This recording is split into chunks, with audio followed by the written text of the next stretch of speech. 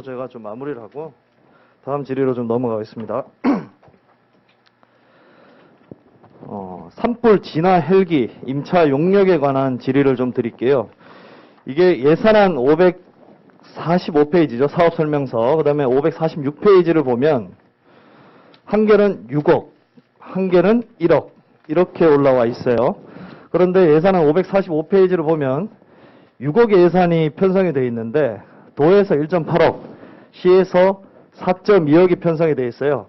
매칭 비율이 한 7대3 정도 되어 있는 것 같은데요. 이게 두 개로 예산안이 나눠져 있는 이유가 뭡니까? 지금 자료를 주신 거 보면 여기에서는 예산안이 7억이라고 합쳐져서 들어와 있어요. 이게 떨어지는 건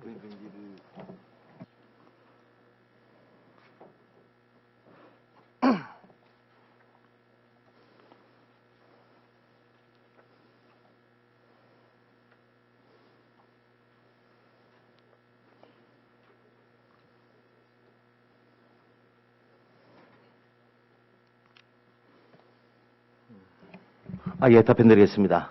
그 6억에 대한 부분은 이제 도 10일 해가지고 내시된 금액이고요. 그 금액이 부족해서 저희가 시 자체로 1억을 더 추가로 예산 편성한 겁니다. 그러면 결론은 산불 진화 헬기는 한 대뿐인 거죠? 예, 한 대입니다. 그러면 이 지금 우리가 사용하고 있는 이 헬기가 저희가 언제부터 이거 사용을 하고 있었는가요? 홍익 거는 처음부터 계속 사용하지 않았나요? 3년 정도? 근데 3년은 다 계약한 거고요. 예. 그 전에는 다른 데서 계약이 되지 않았어요. 예, 알겠습니다. 지금 홍익을 저희가 사용한 거는 올해가 3년 차고요. 그 이전에는 다른 그 항공사를 통해 가지고 저희가 임차를 했었습니다. 지금 이 헬기가 1980년에 제조가 됐죠? 예, 맞습니다.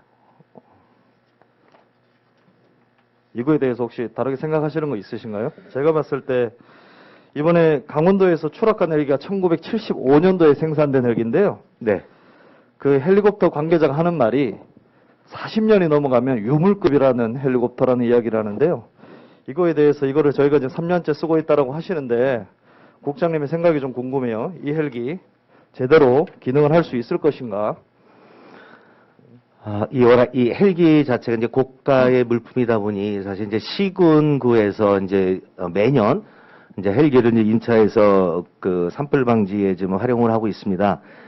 근데 저도 지금 이게 1980년 거면 지난번 선송님께서 말씀하신 강원도 이번에 그 사고 난 헬기가 1975년 산을 알고 있습니다. 근데 아직까지 저희가 이 헬기를 사용함에 있어서 3년 동안 이와 유사하게 고장이 나거나 사용에 문제점이 있지는 않았습니다만 의원님께서 우려하시는 부분 저도 충분히 이해는 지금 공감이 되고 있습니다. 정부에서는 20년이 넘으면 이걸 노후 헬기로 분류를 해요. 노후 기준을 2배 이상 훌쩍 넘어버린 이 헬기들을 노후 헬기라고 하는데요. 이거 같은 경우에는 시에서 노후 헬기를 임대를 해서 쓰고 있잖아요. 예. 신차도 아니고 아주 유물급인데 이거에 대해서 안전을 어떻게 강구하겠다라는 그런 혹시 운영 방식이 있는가요? 업체에서 민간 업체가 담당하고 있다라고 해서 시에서 책임을 회피할 수는 없을 것 같거든요. 예, 알겠습니다. 무슨 말씀이신지. 그래서 사실 저도 이 1980년산이라는 건 오늘 저희가 질문에 대한 답변을 하면서도 이 부분을 인지를 좀 했습니다. 그래서 우려하시는 부분이 제가 뭔지는 충분히 공감이 가기 때문에 헬기사와 협의를 해가지고 이 헬기에 대한 안전 점검을 반드시 받고 그 결과치를 저희가 받도록 하겠습니다. 예, 제가 아까 점검 이력을 달라고 하셨는데요. 제가 그 비행이 100시간을 하게 되면 정기 점검을 하게 되어 있습니다. 그런데 여기에 봤을 때 점검 이력에 대한 내용이 없는 것 같아요. 2020년에 170일, 2021년에 200일, 올해도 200일 운영을 했다고 하는데요. 이거는 작년에 민선 7기 때 30일을 연장을 했던 거잖아요. 산불 대응 센터를 만들면서. 예, 맞습니다. 그렇게 해서 이게 30일이 늘은 상황인데 지금 봤을 때 21년도, 22년도 누적해서 100시간이 넘었어요. 100시간 비행 후에 정기 검사를 해야 되는데 그거에 대한 정기검사의 이력이 여기 주신 답변서에는 보이질 않는 것 같아요. 정기검사 했습니까? 저희가 계약할 때 그 부분과 첨부 안 됩니까?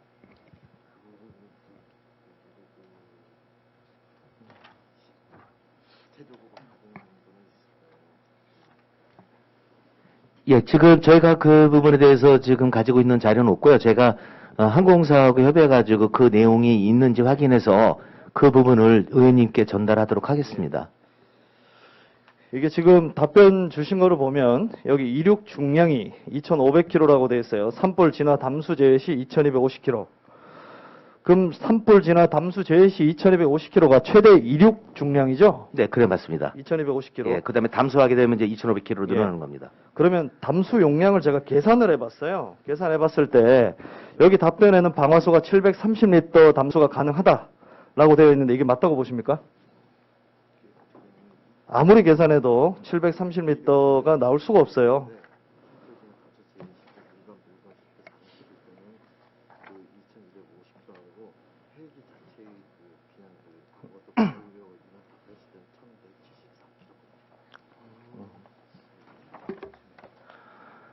예, 답변 드리겠습니다. 이 이륙 중량은 아까 이제 2,500kg로 말씀을 드렸고요. 또한 산불 진화 담수 제외 시에는 2,250kg입니다. 단, 그 헬기 자체의 무게는 하중은 1,174kg입니다.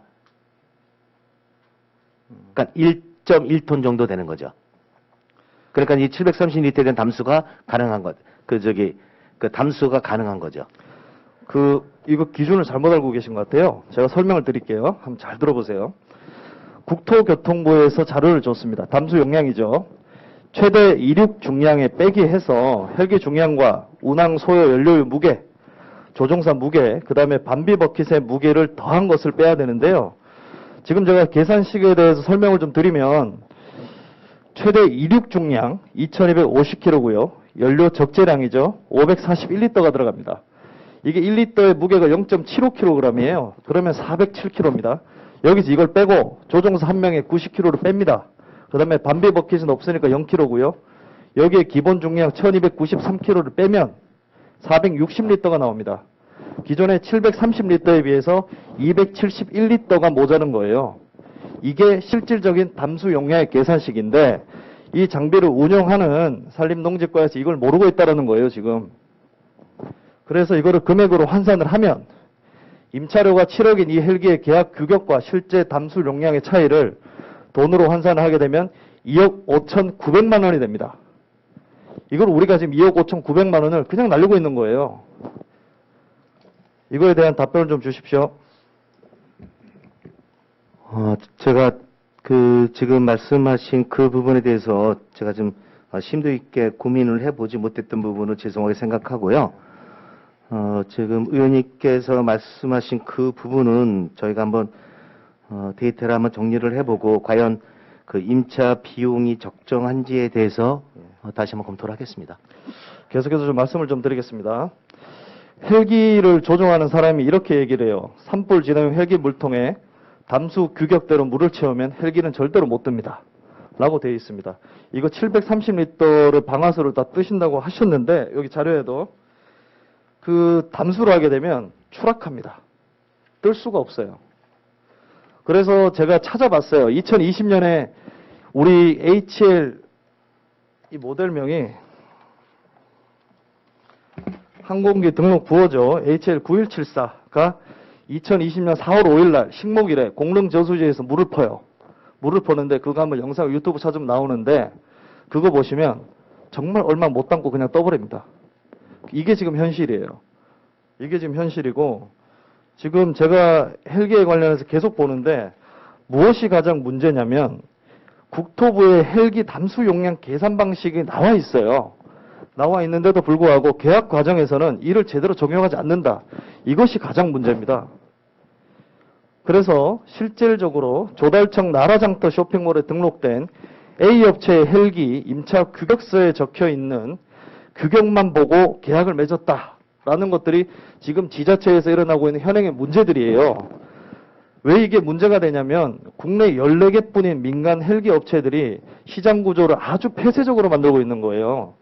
그래서 업체들의 헬기 담수 용량을 부풀리기가 만연해서 임차료가 상승을 하고 있는 구조거든요. 이게 바로 지금처럼 예산 낭비로 이어지는 거예요.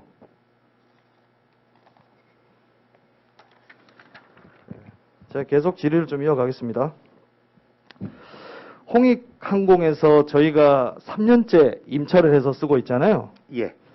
홍익항공을 임차를 하는 이유가 혹시 뭐 다른 게 있나요? 어차피 조달로 통해서 올라오는 거라 큰 문제는 없을 것 같지만 여기 홍익항공의 이 AS350 이 모델을 임차를 하는 이유가 있으면 좀 알려주시기 바랍니다. 이 모델명을 저희가 특별하게 임차한 특별한 이유는 없습니다.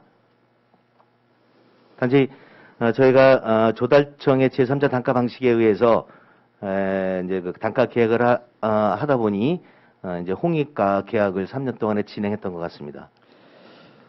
제가 2018년 9월 30일 언론 보도의 내용을 한번 좀 읽어 드릴게요.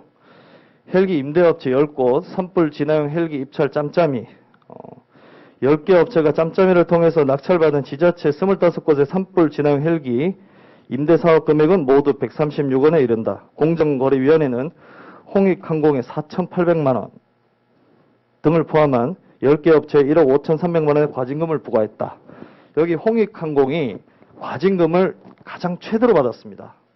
최대로 받았고요. 파주시에서는 이게 과징금을 부과하고 이 헬기를 입찰을 해서 임차를 하고 있는 건데 이 부분에 대해서는 고려를 전혀 안 하신 건가요?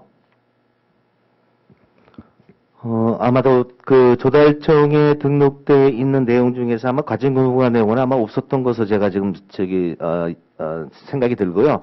아마 그 부분은 단가 계약 시 아마 특별히 고려되지는 않을 것으로 제가 지금 보고 있습니다.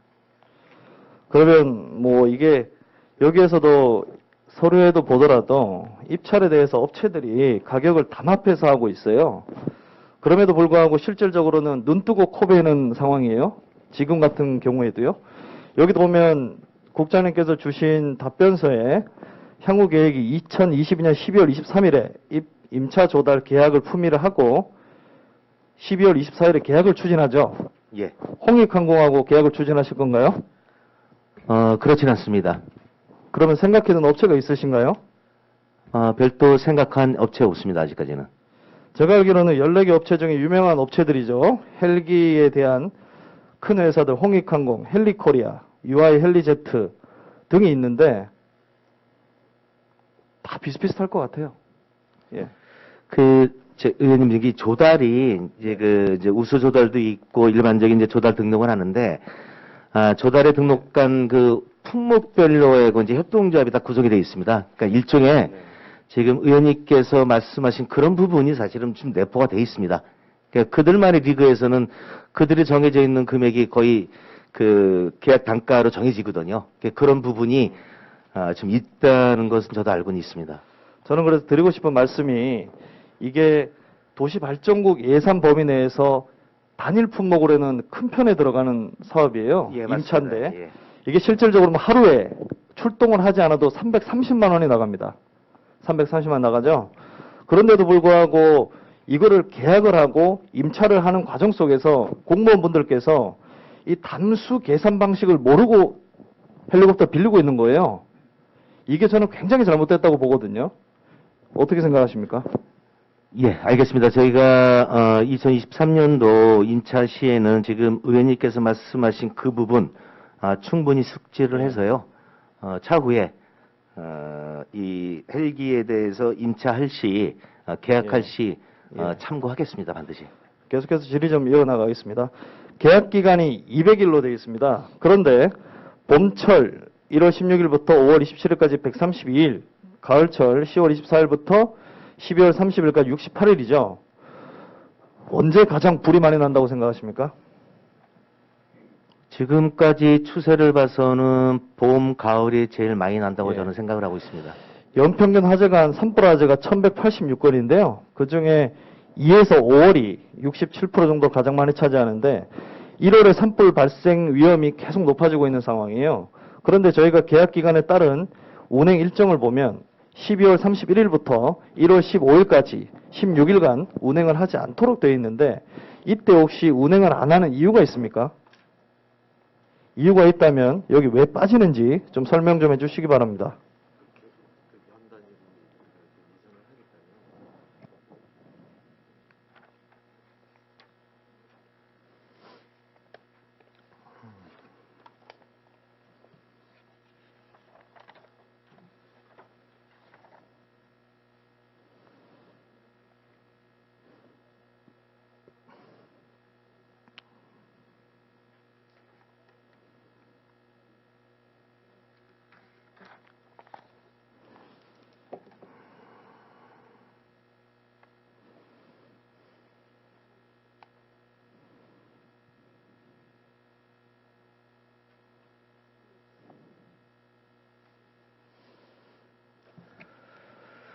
예, 이게 정확한 답변이 될 수 있을지 모르겠지만 제가 답변을 좀 드리겠습니다. 그러니까 그 이제 12월하고 1월 그 간극은 그 이제 연도 폐쇄기에 예전에는 연도 폐쇄기가 2월 28일이었었습니다.